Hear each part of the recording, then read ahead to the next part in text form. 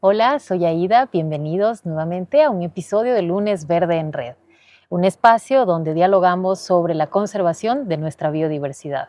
Hoy hablaremos sobre una especie bastante particular que fue descrita recientemente en el Abra de Zamora, la ranita de cristal de Marco Reyes. Para ello, contamos con un invitado especial. Paul, bienvenido a nuestro Lunes Verde. Gracias por la invitación.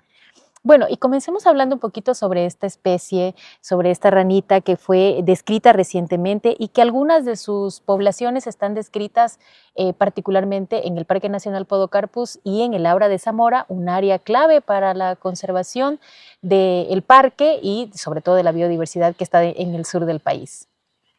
Sí, bueno, esta nueva especie es particular como iniciaste.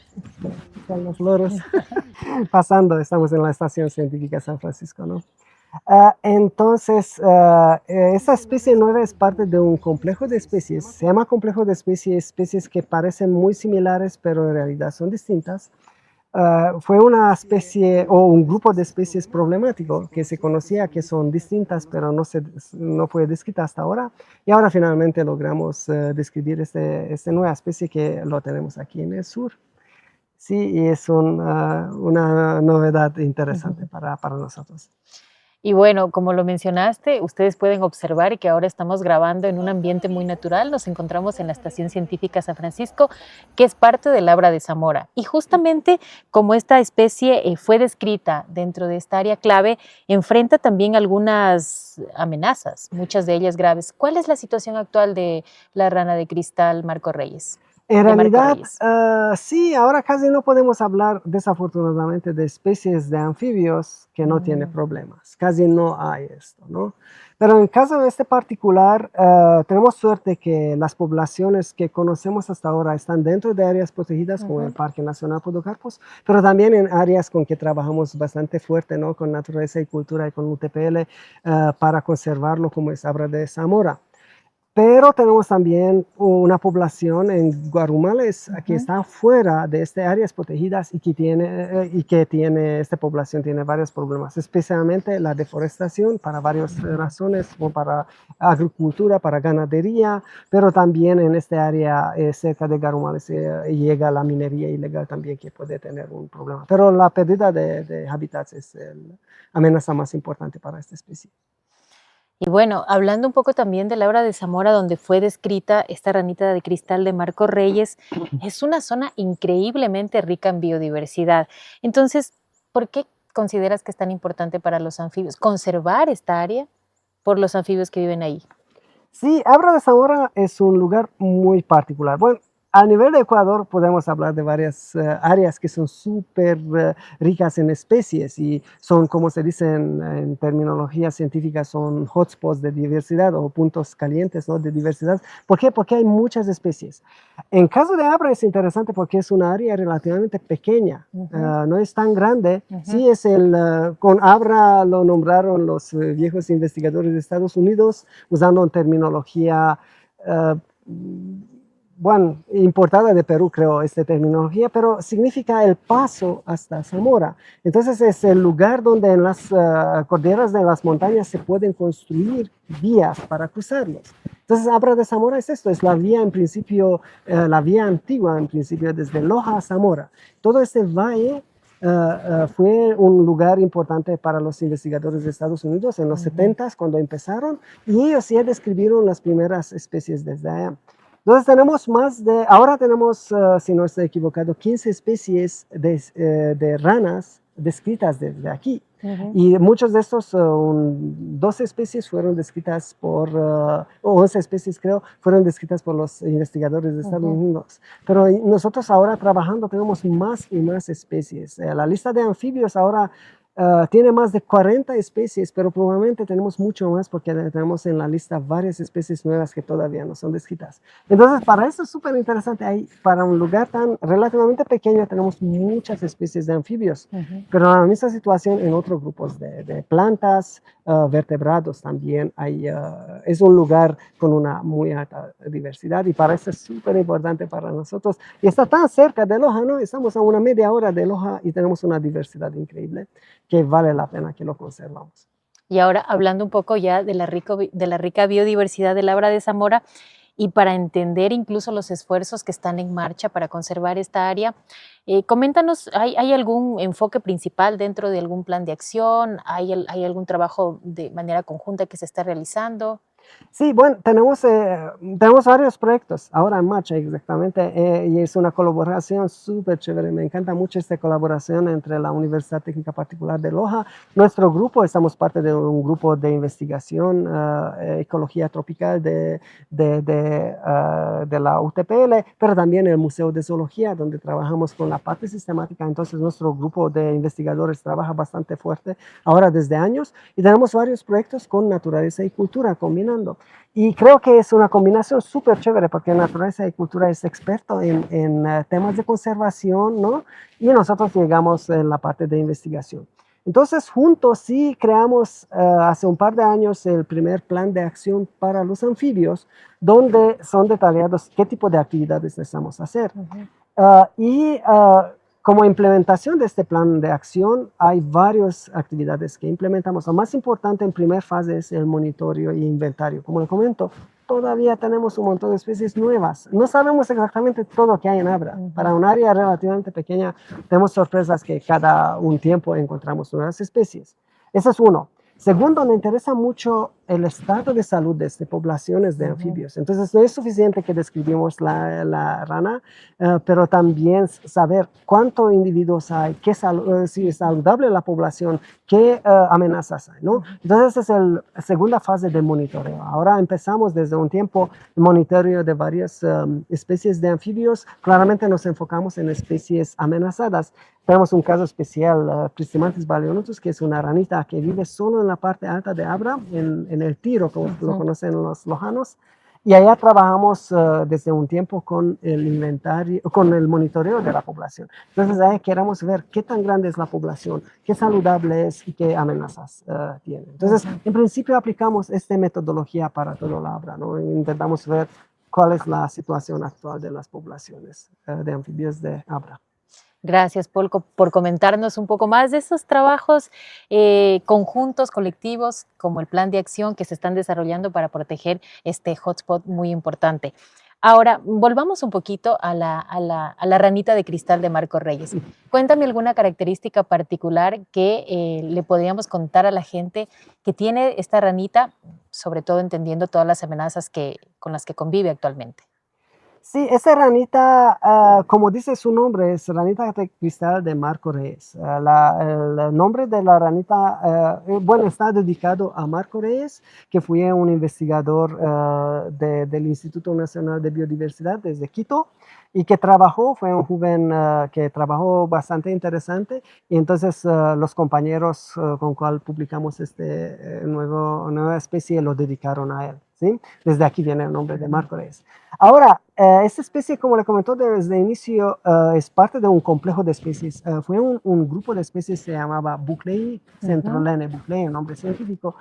Y pensaban antes los investigadores que es una especie solo, desde aquí, desde Loja hasta Quito. Pero allá en tiempo se obtuvieron mucha información molecular, de cantos y de morfología más detallada también. Y los investigadores entendieron que, espera, hay varias especies. Ahora, Marco Reyes es súper especial, la ranita de cristal de Marco Reyes, porque es la única especie hasta ahora que conocimos de este complejo de especies que se encuentra en el sur. Entonces, el área de distribución es bastante pequeña, la localidad tipo está aquí, estamos en San Francisco, ¿no? De aquí fue colectado el primer espécimen en holotipo con el cual se describió la especie, entonces esa es la localidad tipo, pero tenemos en algunas áreas adyacentes aquí en Abra, más allá en el Vía Antigua y en Garumales y en Parque Nacional Podocarpus alrededor. Entonces la área de distribución de este animal es bastante pequeña. ¿sí? Entonces no conocemos hasta ahora solo 4 poblaciones de este animal hasta ahora. ¿Sí? Y un poco antes de iniciar el programa nos comentabas también que cuando hicieron la La cole- recolección, sí, sí. ¿colección o Sí, recolección? la colección. Bueno, en español es mejor, no me preguntas a Ok, mí en español, ok, pero colección, la yo uso colección. colección, pero entiendo que recolección es Perfecto. La colección de la rana de cristal Marco Reyes, solamente encontraron machos. Sí, sí, es una buena cosa. Sí, la descripción normalmente de una especie nueva debes incluir toda la información que tienes disponible, idealmente un par de machos, idealmente un par de hembras, pero muchas veces no es fácil de encontrar. Entonces, la descripción está basada solo en especímenes macho. ¿Por qué solo machos encontramos? En realidad no conocemos cómo es una hembra de esta especie y ahora que sabemos está descrita y está dentro del Habla de Zamora, intentamos lograr obtener esta información, pero no sabemos nada, cuántos huevos depone, cuándo se reproduce, entonces mucha información no sabemos, inclusivamente, mira que no tenemos las hembras. Entonces sí, tenemos solo machos colectados de esta especie, que es una cosa interesante, ¿no? Y claro, y por otro lado también entendiendo nuevamente, como les menciono, las amenazas que viven y el lugar en donde se encuentra, esta ranita juega un rol fundamental, ¿no? Para toda la biodiversidad con la que convive. ¿Qué pasaría si esta ranita se extingue? Bueno, es una pregunta difícil, ¿no? Este me pregunta muchas veces y sí, desaparece una rana, ¿qué pasa? Normalmente si desaparece una rana, probablemente no pasa nada.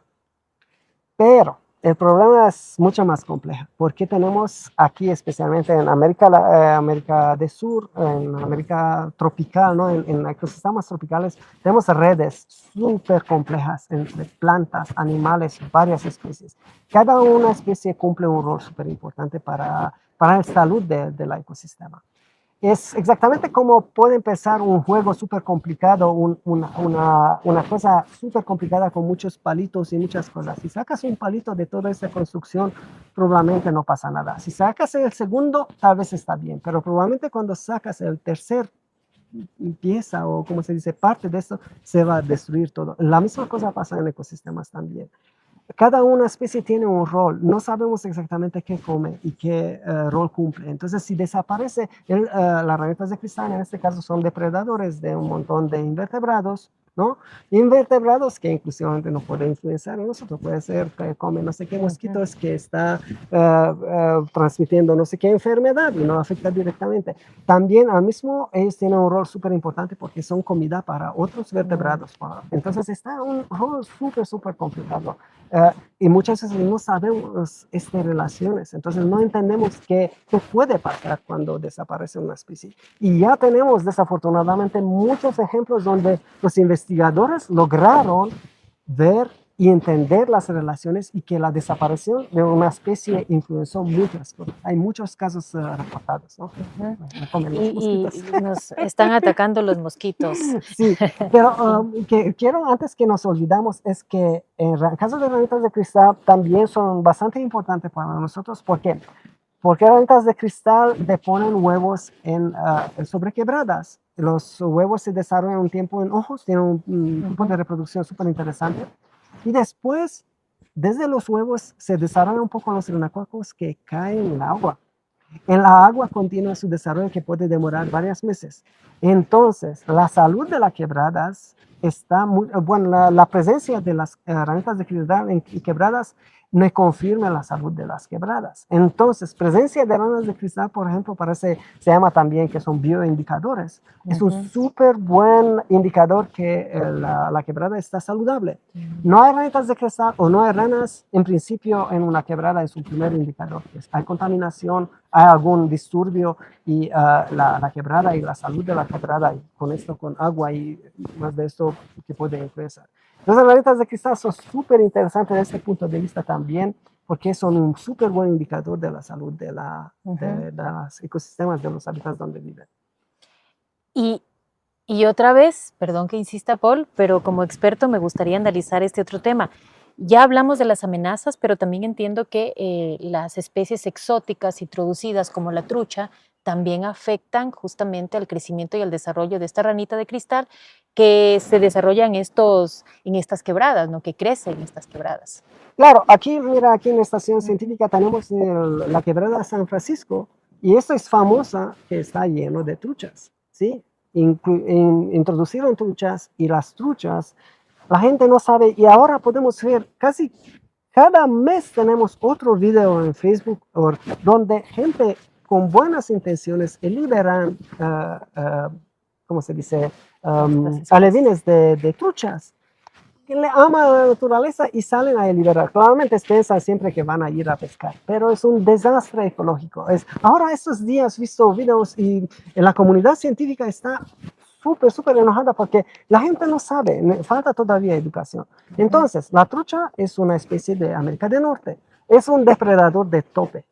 Es tan eficiente que mata absolutamente todo. Come absolutamente vertebrado, invertebrado, todo. Entonces llega a eliminar especies nativas, especies súper valiosas que tenemos. Un renacuajo, huevos o cualquier en la quebrada, adultos inclusivamente, son una delicatez para este animal. Entonces sí es un problema súper grave. Tenemos varios otros problemas, ¿no? Tenemos la deforestación y contaminación en general y las truchas entre las especies invasoras es un dolor de cabeza que es. Desafortunadamente, donde está introducida la trucha, no tenemos ejemplos de eliminación de estas truchas. Son súper eficientes, se adaptan bien, viven bien y eliminan absolutamente todo. No hablamos de las especies nativas de peces. Entonces hay una pérdida de diversidad increíble con eso y la gente no sabe, están siguiendo con este tonterías y liberando en quebradas alevines. Y eso es una falta de educación que la gente debería saber. Y bueno, para la gente que nos escucha justamente a través de nuestros medios aliados y a través de Radio Poder, queremos contarle, ¿no? Esto, no liberen por favor las truchas en quebradas, en riachuelos, porque justamente lo que nos menciona Paul es que acaba con las especies nativas que tenemos aquí en nuestro país, en el sur del Ecuador. Pero por eso también es importante el monitoreo, Paul, ¿verdad? Claro. Entonces, ya sabemos, hay años, si no quiero exagerar, pero al menos 70, 80 años de experiencia que sabemos que las truchas son terribles, no solo aquí, en todo el mundo donde son introducidas. Porque son una especie súper voraz y súper eficiente de cazadores, entonces son súper eficientes. Aquí los depredadores de peces en las quebradas son nada, ¿no? Son otras especies, otros grupos, son súper eficientes. Entonces, sí, el monitoreo de estas cosas no sabemos todavía. Se conocen algunos lugares donde hay y parece súper importante, como comentaste. Sí, necesitamos saber en qué quebrada, dónde, cómo está, ¿sí? Y proteger. Ahora la gente sí tiene quebradas en su finca, esa es su quebrada, en principio puede hacer, pero el problema es que llegan a liberar en parques nacionales, en áreas protegidas y están impactando de una manera increíble la diversidad ecuatoriana y perdemos especies endémicas, nativas, muy valiosas que tenemos en Ecuador. Que quizá nunca fueron descritas. Claro, en muchos casos. Sí. Para las personas que se conectan con nosotros en este momento, estamos hablando con uno de los expertos de herpetólogos del sur del país, Paul Sekeli, con quien estamos dialogando sobre esta especie rana de cristal de Marco Reyes, descrita recientemente en el Abra de Zamora. Ahora, un poco para entender esta relación entre la humanidad, la naturaleza y evitar justamente que podamos nosotros atravesar esta relación, es decir, invadir, ser como una especie invasora. ¿Qué hacemos? ¿Qué podemos hacer? Es súper complicado. Es súper complicado. Bueno, tenemos un problema grande que no quiero entrar mucho en este tema porque es un tema sensible, pero estamos allá que necesitamos más y más terreno agrícola para producir cultivos, para poder cultivar comida. ¿Y de dónde sacamos este terreno? Necesitamos cortar más bosques, necesitamos invadir más territorio. Y que olvidamos, porque regresamos al tema, que qué pasa si desaparece una especie, la misma cosa, el ecosistema es una cosa compleja. Menos y menos espacio vamos a dejar a especies nativas, menos estabilidad va a tener el ecosistema. En los ecosistemas simples, como son monocultivos o los cultivos en general, son mucho más simples como es un ecosistema compleja con tantas especies de plantas y animales, ¿no? ¿Eso qué significa? Que son mucho más frágiles. Si viene una enfermedad, la planta, si es una cultura, desaparece. No están protegiendo bien. Mira, tenemos sequía y todo. ¿Por qué tenemos tanta sequía? Destruimos un montón de bosques. Todo está influye la cantidad de agua y las precipitaciones. Entonces hay una relación súper fuerte entre esto y la cantidad de lluvia, la calidad del aire, todo está interconectado. Entonces es súper complicado de hacer, no sé qué decirlos, pero sí necesitamos intentar proteger todo lo que tenemos y pensar muy bien. También hay un problema especialmente de Ecuador, pero es un tema que es en otros países también. Tenemos varios terrenos agrícolas o como son para ganadería, pastizales, algo que son abandonados porque no son eficientes, ¿no? Entonces la gente lo cortaron para criar vacas, por ejemplo, intentaron, no funcionó, estaban abandonados. Estos terrenos ya desafortunadamente lo perdimos porque el bosque, perdimos la diversidad de ella. Entonces, ¿con qué trabajan muchas personas, nuestros compañeros investigadores de Quito, por ejemplo? Entiendo que trabajan mucho con esto, pero también nuestro grupo del sur está interesado mucho en este tema, es reusar este terreno. Este terreno son súper difíciles de ¿cómo se dice? Restaurar las ecosistemas nativas, especialmente si destruimos todo y alrededor no hay ningún partículo de bosque o algo de esto. Pero ¿qué podemos hacer? Reusar este terreno para la producción agrícola. Entonces hay aquí en el sur de Ecuador, también en el norte, hay muchos terrenos grandes que son pastizales, pero en algunos lugares lo usan eficiente, en otros no. Entonces, un tema sería rehabilitar este terreno para que no cortamos otro, dejamos los bosques, los pocos bosques que son menos y menos cada año, dejamos estos bosques y nos concentramos y intentamos recuperar las áreas agrícolas para usarlo con este tema de tema agropecuaria y conservar otros terrenos. Claro, quizás a través de sistemas agroforestales, pero bueno. Sí, esa también es una buena y hay varias opciones, no solo cortamos y ponemos 2 vacas, que ya sabemos que no son eficientes estas cosas. Y se podría con café, entiendo que hay expertos en este tema, hay muchas cosas que se podría hacer. De hecho, Naturaleza y Cultura Internacional lidera este tema de restauración en algunos lugares. Podemos ver en algunos años los...